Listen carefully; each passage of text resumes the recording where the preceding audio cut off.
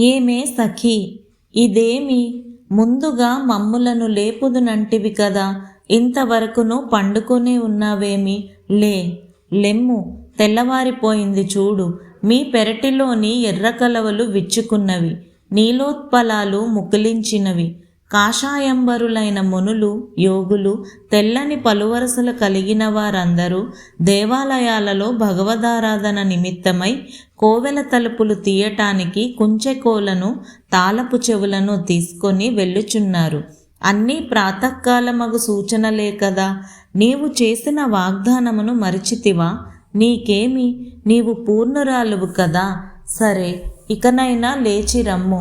వాగ్దానమును మరచిన సిగ్గులేనిదానా, లేవవమ్మా అనగా, నన్నేల నిందింతిరు, నేనేమి చేయవలే అనగా, శ్రీశంఖ చక్రములచే విరాజిల్లుచున్న విశాల సుందర భుజములు గల వాణిని, పంకజాక్షుని, ఆ శ్రీకృష్ణుని గుణగణములను మధురమైన స్వరమున కీర్తించవలను.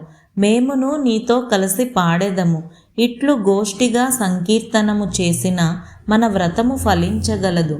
కావున వెంటనే మేలుకొనుమమ్మా అని గోదాదేవి ఈ పాసురంలో గోపికను లేపుతోంది.